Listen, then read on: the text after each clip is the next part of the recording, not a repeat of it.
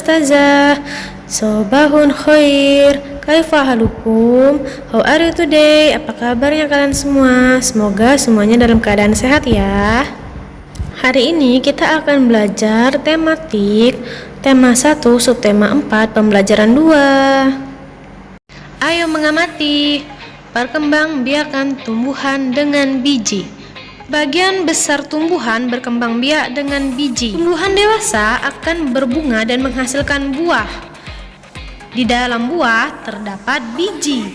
Biji berkembang biak menjadi tanaman baru. Tanaman baru tumbuh menjadi dewasa dan berbuah. Dalam tahapan perkembangbiakan tersebut membentuk sebuah siklus atau daur hidup. Perhatikan bagian-bagian biji berikut ini.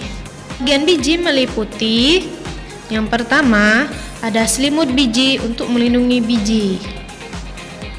Kemudian ada embrio atau calon tumbuhan baru. Setelah itu ada kotiledon atau daun lembaga, yaitu daun pertama yang akan tumbuh. Amati gambar bagan berikut. Gambar menunjukkan daur hidup semangka. Lengkapi gambar bagan berikut dengan gambar yang sesuai. Agar kalian bisa melengkapi bagan tersebut, maka Ustazah akan bantu jelaskan ya. Semangka merupakan salah satu jenis buah yang hidup di daerah panas. Karena semangka akan menghasilkan banyak kandungan air. Jika ditanam di daerah yang lembab, maka semangka akan mudah busuk. Karena banyak air yang akan merusak semangka.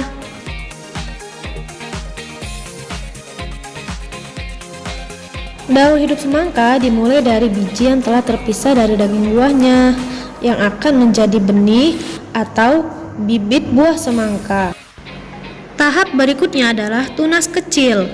Jika benih sudah ditanam, maka akan mulai tumbuh tunas kecil. Lalu bunga semangka. Tahap selanjutnya adalah jika semangka sudah tumbuh merambat, maka ia akan tumbuh bunga semangka. Akan tumbuh buah semangka. Berikutnya, tuliskan tahapan daur hidup tanaman semangka menggunakan bahasamu sendiri. Perkembangbiakan tumbuhan dengan tunas. Selain dengan biji, tumbuhan berkembang biak dengan tunas.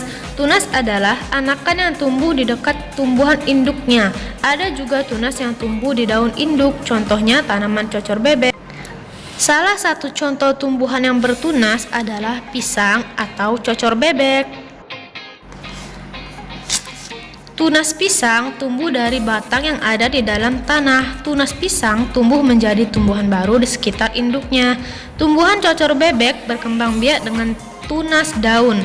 Tunas cocor bebek tumbuh di tepi daun. Gambar tersebut adalah gambar pohon bambu, cocor bebek, dan pohon pisang.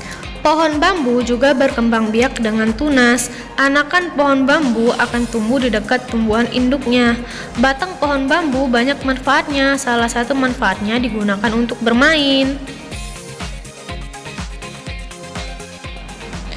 Ayo berlatih.